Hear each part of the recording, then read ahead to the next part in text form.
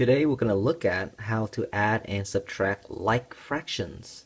First, let's understand the differences between like fractions and unlike fractions.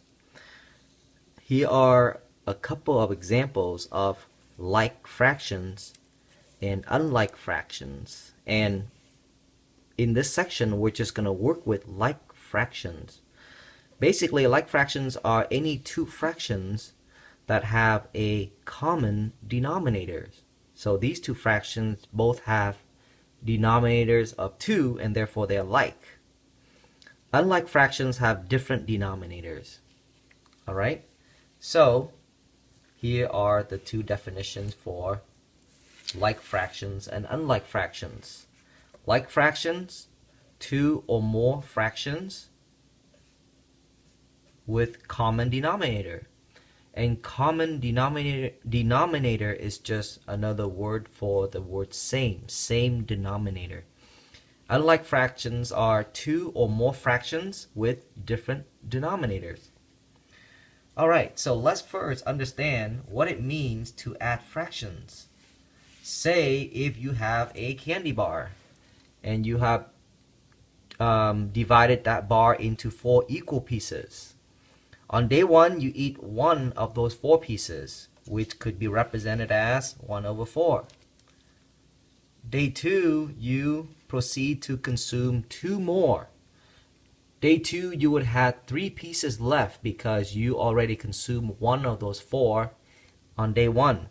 So in day 2, you have 3 pieces left and you consume 2. Remember that the original bar is divided into 4 pieces. So you consume 2 out of 4 on day 2. Altogether, you consume 3/4 of the candy bar, or 3 out of 4 pieces.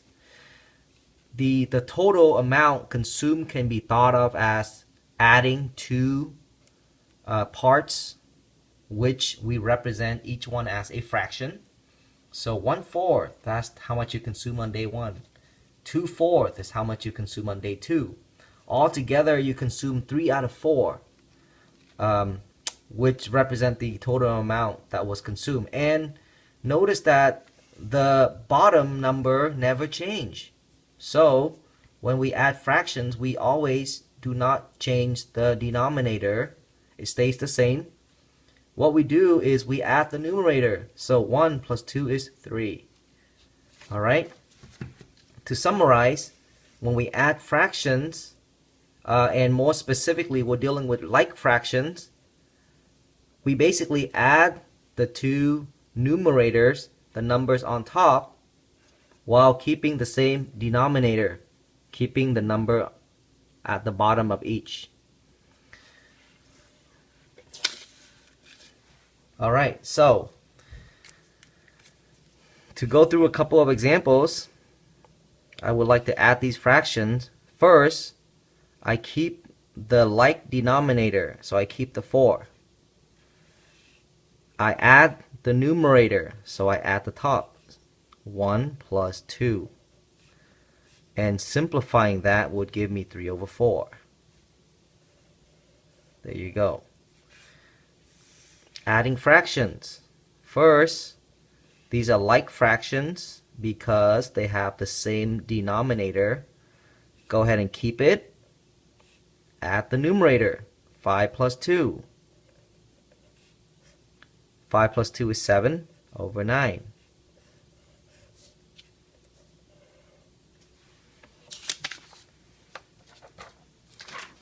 The next thing we do is we subtract fractions, which is very similar to adding fractions. Rule to subtract like fractions. So, when we subtract like fractions, you go ahead and you subtract the 2 numerators together while keep the same denominator. So, these two are like fractions because they have common denominator. Go ahead and keep it. Subtract the numerator. So 4 take away 2. 4 take away 2 is 2. and we keep the 5. Alright, good job. Same as this problem.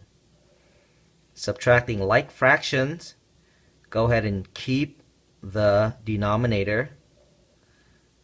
Subtract the numerator.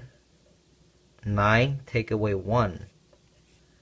9 take away 1 is 8. And 8 over 10. Now, 8 over 10 can be reduced. It can be simplified. So, we prime factor 8, which is 2 times 2 times 2. Prime factor 10, which is 2 times 5. They have 1 2's in common. You cancel those out. We're left with 2 times 2, which is 4, and a 5 at the bottom. So 4 over 5 is the simplified version of this difference. Let's go on to a last example. John, a bodybuilder, worked out 7/8 of an hour one morning. So in the morning, John worked out for 7/8 of an hour. That is less than an hour before school. And also, in that same evening, he also worked out 5/8 of an hour. So altogether, how long did he work out that day? So to find the total time working out, we can set up the problem like this. So total time equals to time worked out in the morning plus the time John worked out in the evening. And basically we add those together to find the total time. The time he worked out in the morning is 7/8 of an hour. The time he worked out in the evening is 5/8 of another hour. All together, remember when you add, you keep the denominator. So you keep the denominator, but you add the numerator. So 7 plus 5.